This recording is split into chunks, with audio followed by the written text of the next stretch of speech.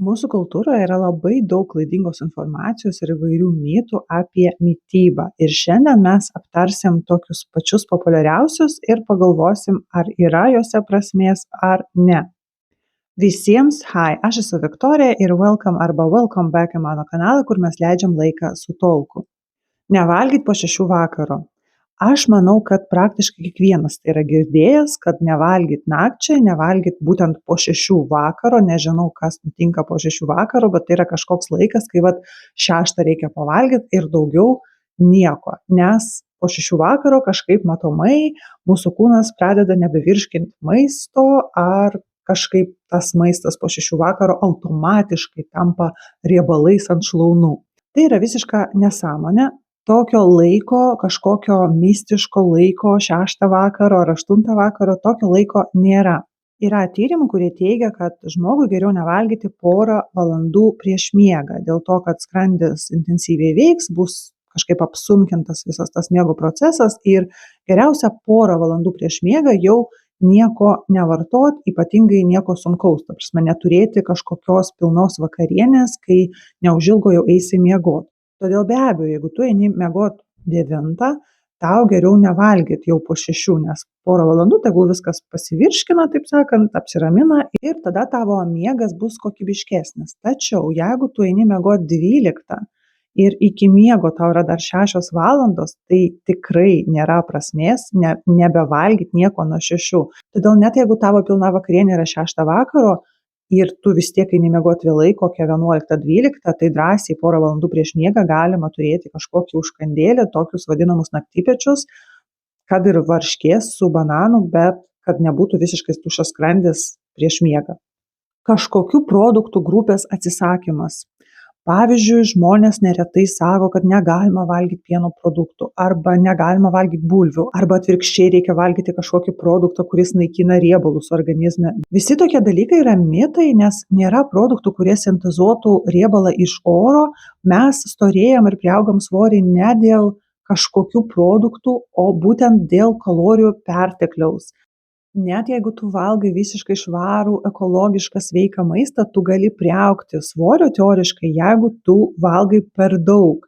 Ir aš visą laiką pasisakau už sveiką, subalansuotą mitybą, tačiau tai yra faktas. Net jeigu tu valgai visiškai nesveiką maistą, bet neviršiji kalorijų kiekio, tu vis tiek nepriaugsi svorio. Be abejo, šitas maistas nebus naudingas tavo kūnui ir nebus naudingas tavo sveikatai ir neatneš naudingų mikroelementų į tavo organizmą, tačiau tu nepriaugsi, jeigu neviršiji kalorijų kiekio. Kaip ir nestorėjom mes nuo angliavandenių arba nestorėjom mes nuo riebalų, mes storėjom nuo kalorijų pertekliaus.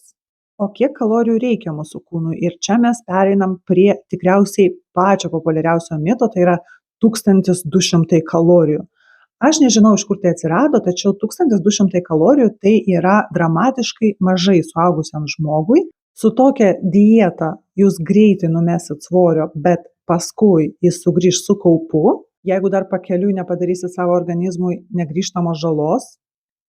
1200 kalorijų tai yra darželinuko norma. Todėl be abejo kalorijų kiekis jisai svyruoja, jis yra individualus, jeigu jūsų darbas yra sėdimas, jūs mažai judat, nesportuojat, jums gal užteks 1800 kalorijų, jeigu jūs esat dirbantis fizinį darbą, vyras, kuris dar sportuoja, augina raumenų masę, jums gal ir 3000 kalorijų reikia, tačiau suaugusio žmogaus vidurkis yra apie 2000 kalorijų ir moterims tikrai negalima savo kalorijų kiekio mažinti iki 1200, dėl to, kad tai gali labai blogai įtakoti mūsų hormonus. Dėl mūsų mėnesinių mūsų kūnas per mėnesį praeina per kelias skirtingas stadijas ir mums negalima atsisakyti tos papildomos energijos, nes tai gali padaryti didžiulį disbalansą mūsų moteriškiams hormonams ir tikrai labai neigiamai įtakoti mūsų bendrą sveikatą. Medžiagų apykaita ir jos kontrolė. Medžiagų apykaita, metabolizmas dar kitaip, tai yra mūsų kūno ląstelių gebėjimas iš maisto daryti energiją. Ir ar tai galima kažkaip pagreitinti arba palėtinti, neretai galima matyti kažkokius straipsnius, kur šitie produktai greitina metabolizmą. Taip, medžiagų apykaita irgi yra individualus dalykas. Pas vienus žmonės greitesnė, pas kitus lėtesnė. Bet čia nepainiokit su virškinimu. Virškinimą mes tikrai galim kontroliuoti. Yra produktai, kuriuos mes valgom ir gerinam virškinimą, kaip ten fermentuoti produktai, skaidulos maiste, Be abejo, tai įtakoja mūsų virškinimą, tačiau pati medžiagų apykaita, jos praktiškai neįmanoma pakeisti. Nėra jokių tyrimų, kurie tikrai vienareikšmiškai pasakytų, kad yra dalykų, kurie greitina arba lėtina medžiagų apykaitą. Bet yra faktas, kad sportas kažkiek pagreitina medžiagų apykaitą dėl to, kad fizikinė veikla įtakoja teigiamai, raumenų darbas ir procesai raumenyse, ji gerina medžiagų apykaitą.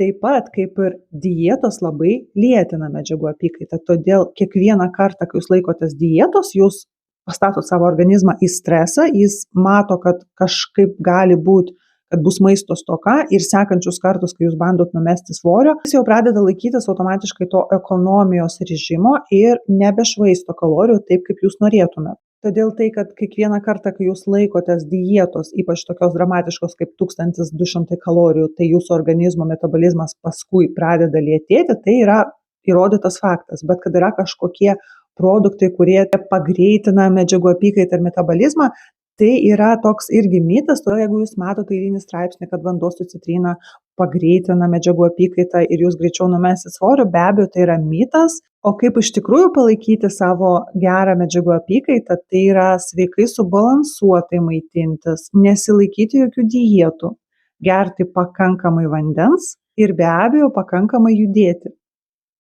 Jeigu jūs pažiūrėjote šį video iki čia, tai jis buvo jums bent kažkiek įdomus, todėl prašau spausti patinka, tai yra nemokama, jums nesunku, man malonu, tai be galo padeda tokiam mažam kanalui kaip mano.